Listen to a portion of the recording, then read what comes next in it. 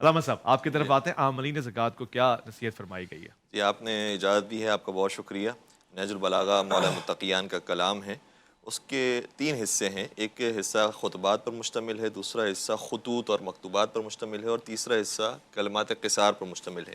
تو ہم جو درمیانی حصہ ہے خطوط کا، اس کا خط نمبر 25 آپ کے توسط سے ناظرین کی خدمت پیش کر رہے ہیں کہ کس طریقے سے مولا علی علیہ السلام جب عاملین زکوٰۃ کو بھیجا کرتے تھے کہ زکوٰۃ کلیکٹ کر کر آئیں تو کیا کیا نصیحت فرمایا کرتے تھے۔ اس کے جملے بس میں پیش کر رہا ہوں اور تفسیر کیے بغیر۔ فرماتے تھے کہ خدائے وحدہ لا شریک کا خوف لے کر آگے بڑھو، آگے بڑھو۔ اور خبردار نہ کسی مسلمان کو خوفزدہ کرنا اور نہ کسی کی زمین پر جبراً اپنا گزر کرنا۔ واہ، مال میں سے حق خدا سے ذرہ برابر زیادہ مت لینا، صحیح۔ اور جب کسی قبیلے پر وارد ہونا تو ان کے گھروں میں گھسنے کے بجائے چشمے اور کنویں پر وارد ہونا، کیا بات ہے۔ ان کو پریشان نہ کرنا۔ اس کے بعد سکون و وقار کے ساتھ ان کی طرف جانا، ان کے درمیان کھڑے ہو کر سلام کرنا، ہاں، اور سلام کرنے میں بخل سے کام نہ لینا۔ اس کے بعد ان سے کہنا کہ بندگان خدا، مجھے تمہاری طرف پروردگار کے ولی اور جانشین نے بھیجا ہے تاکہ میں تمہارے اموال سے پروردگار کا حق لے لوں، تو کیا تمہارے اموال میں کوئی حق اللہ ہے جسے میرے حوالے کر سکو؟ اگر کوئی شخص انکار کر دے تو اس سے دوبارہ تکرار نہ کرنا، واہ واہ واہ، احسن۔ اور اگر کوئی شخص اقرار کرے تو اس کے ساتھ اس انداز سے جانا کہ نہ کسی کو خوفزدہ کرنا، نہ دھمکی دینا، نہ سختی کا برتاؤ کرنا، اور نہ بیجا دباؤ ڈالنا۔ جو سونا یا چاندی دے دیں وہ لے لینا، اور اگر چوپائے یا اونٹ ہوں تو ان کے مرکز پر اچانک بلا اجازت وارد نہ ہونا کہ زیادہ حصہ تو مالک ہی کا ہے۔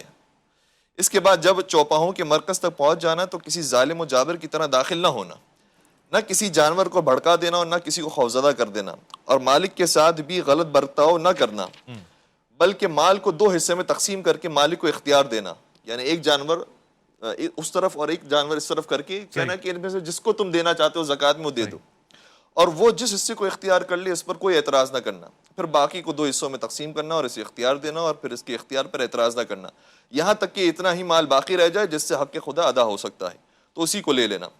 بلکہ اگر کوئی شخص تقسیم پر نظر ثانی کی درخواست کرے کہ یہ جو ڈیوائیڈ کیا تھا اس میں سے کچھ جو باقی مال رہ گیا ہے میں اس میں سے دینا چاہ رہا ہوں، اگر کوئی نظر ثانی کی درخواست کرے تو اسے بھی منظور کر لینا، اچھا، اور سارے مال کو ملا کر پھر پہلے کی طرح تقسیم کرنا، اور آخر میں اس بچے مال میں سے حق اللہ لے لینا۔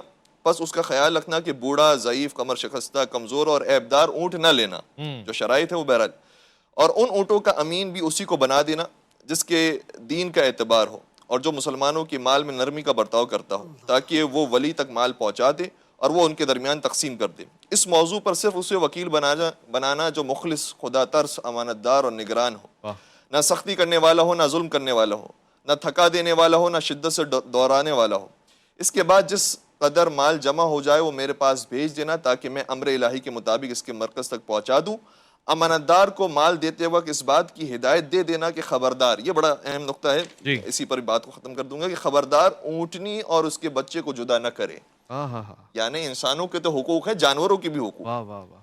اور سارا دودھ نہ نکال لے جو بچے کے حق میں مضر ہو، سواری میں بھی شدت سے کام نہ لے، اور اس کی اور دوسری اونٹیوں کے درمیان عدل اور مساوات سے کام لے۔ والسلام علیکم۔